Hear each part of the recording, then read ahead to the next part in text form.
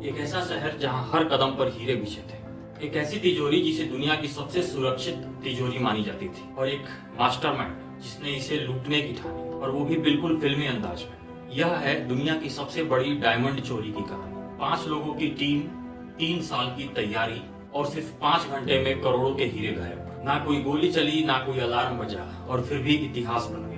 हीरे जहां रखे थे वो कोई आम तिजोरी नहीं थी। 10 लेवल की सिक्योरिटी, दर्जनों कैमरे, light sensor, motion sensor, heat sensor, और एक 3 टन स्टील का वजनी दरवाजा। ऐसी तिजोरी जहां अरबों के हीरे सिर्फ रखे नहीं जाते थे बल्कि बंद किए जाते थे, ऐसे बक्सों में जिनकी चाबी सिर्फ उनके मालिकों के पास होती थी। व्यापारी अपना कीमती माल अंदर रखता और निश्चिंत हो जाता, क्योंकि उसे भरोसा था कि इस किले को कोई तोड़ नहीं सकता। और उस भरोसे की वजह थी 10 लेवल की सुरक्षा, जो इसे इंजीनियरिंग का एक चमत्कार मानती थी। पहला लेवल था एक 3 टन वजनी 30 सेंटीमीटर के स्टील का दरवाजा। इंजीनियरों के मुताबिक अगर इसे कोई ड्रिल करने की कोशिश भी करे तो कम से कम 12 घंटे की नॉन स्टॉप मेहनत चाहिए, फिर भी सफलता तय नहीं। और अगर दरवाजे से किसी ने छेड़छाड़ की तो दरवाजे के नीचे लगे थे वाइब्रेशन सेंसर्स, जो एक्टिवेट होकर अलार्म को ट्रिगर कर देते थे। दरवाजे पर लगा था 4 अंकों वाला कोड, हर अंक 0 से 99 तक, यानी कि लाखों संभावनाएं।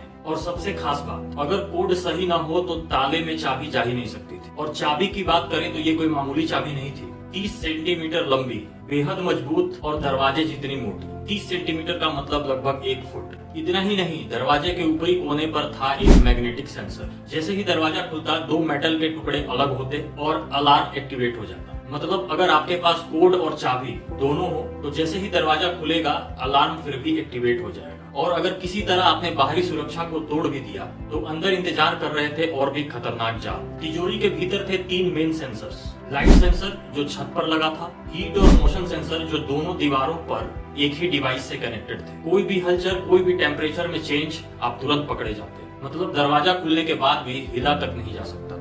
इसके अलावा तिजोरी के अंदर लगे थे सीसीटीवी कैमरे, जिनकी सीधी फीड्स गार्ड भी देखते रहते थे। मतलब हर कदम पर नजर, हर कोना सुरक्षित। और मान लीजिए किसी ने किसी तरह से इन 9 सिक्योरिटी लेवल को पार भी कर लिया, तब भी असली हीरे मिलना इतना आसान नहीं था, क्योंकि सारे हीरे रखे थे अलग अलग सिक्योर डिपॉजिट बॉक्सेस में। हर बॉक्स के ऊपर एक मजबूत लॉक, जिसे तोड़ना एक एक बक्सों पर घंटों की मशक्कत मांग, और बॉक्स सैकड़ों थे। तो अब सोचिए, ऐसी जगह पर लूट को अंजाम देने की सोचने वाला शख्स कौन हो सकता है। बिल्कुल नामुमकिन था, लेकिन फिर भी इस गिरोह ने ऐसा कर दिखाया। लेकिन कैसे? कौन था इस लूट का मास्टरमाइंड? कहाँ थे वो हीरे और कहाँ थी वो तिजोरी? आइए जानते हैं विस्तार से। बेल्जियम का एंटवर्प शहर, दुनिया की डायमंड राजधानी, जहां हर साल 35 बिलियन डॉलर के हीरे एक ही शहर से होकर गुजरते हैं। और वही है वर्ल्ड डायमंड सेंटर, एक ऐसा किला जिसे कोई भी तोड़ नहीं सकता था। लेकिन 2003 में एक मास्टरमाइंड आया और उसने दुनिया को दिखा दिया कि इस दुनिया में कोई भी चीज नामुमकिन नहीं है। उसका कहना था कि मैं चोर बनने के लिए ही पैदा हुआ। ये है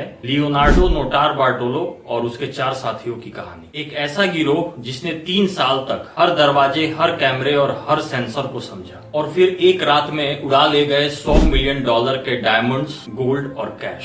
100 मिलियन डॉलर जो आज के हिसाब से करीब 8 अरब रुपए से भी ज्यादा होते हैं। कैसे इन 5 लोगों ने दुनिया के सबसे सुरक्षित जगह पर इस चोरी को अंजाम दिया? कैसे बन गया इतिहास का सबसे चौंकाने वाला Antwerp diamond heist? Leonardo Notarbartolo एक ऐसा इंसान जो जितना आकर्षक और स्टाइलिश दिखता था, उतना ही चालाक और शातिर भी था। वो एक पेशेवर हीरा व्यापारी था, कम से कम ऊपर से देखने में, लेकिन असल में था वो एक चोर। और वो भी ऐसा चोर जो पैदा ही हुआ था चोरी करने के लिए।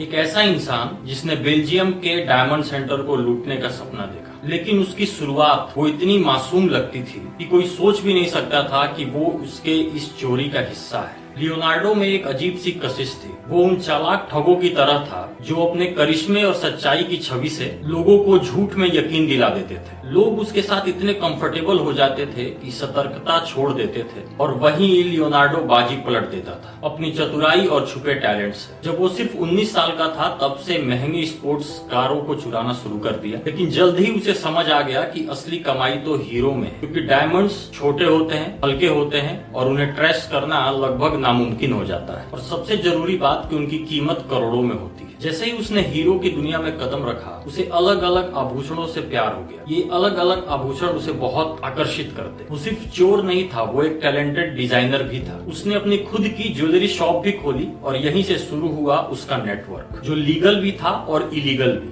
एक ऐसा नेटवर्क जो ब्लैक मार्केट में चुराए गए हीरो की बिक्री आसान बना देता था। लेकिन एक दिन जो कुछ उसने इतनी मेहनत से बनाई थी, उसी की दुकान को किसी ने लूट लिया। नुकसान इतना बड़ा था कि वो अंदर से बिल्कुल टूट गया और वहीं एक पागलपन भरा ख्याल जन्म लेता है। बेल्जियम का वर्ल्ड डायमंड सेंटर। उसे लूटना सिर्फ एक चोरी नहीं होती, ये होता इतिहास में अपना नाम दर्ज करवा देना, महानतम चोरों की लिस्ट में अपना नाम शामिल करवा देना। लेकिन वर्ल्ड डायमंड सेंटर को लूटना इतना आसान नहीं था। इसके लिए लियोनार्डो को चाहिए था एक परफेक्ट प्लानिंग, एक मास्टरमाइंड प्लान। तो उसने उठाया एक चौंकाने वाला कदम। वो डायमंड सेंटर जाता है और खुद को वहाँ हीरा व्यापारी बताता है। और मजे की बात तो ये थी कि वो झूठ नहीं बोल रहा था, वो सच में एक डायमंड मर्चेंट था और उसके पास अपनी दुकानें भी थी। बिल्डिंग की मैनेजर को उस पर कोई शक नहीं हुआ और उसने उसको एक ऑफिस किराए पर दे दिया। और फिर अब लियोनार्डो के पास था एक इलेक्ट्रॉनिक कार्ड, जिसके थ्रू वो कभी भी एंटर कर सकता था बिल्डिंग के अंदर। अब वो उस बिल्डिंग के अंदर था, पूरी बिल्डिंग तक उसकी पहुंच थी और अब बारी थी असली खेल के शुरुआत की। ये बात है सन 2000 की। 3 साल पहले जब लियोनार्डो ने अपनी तैयारी शुरू की, 3 साल तक उसने हर चीज को समझा,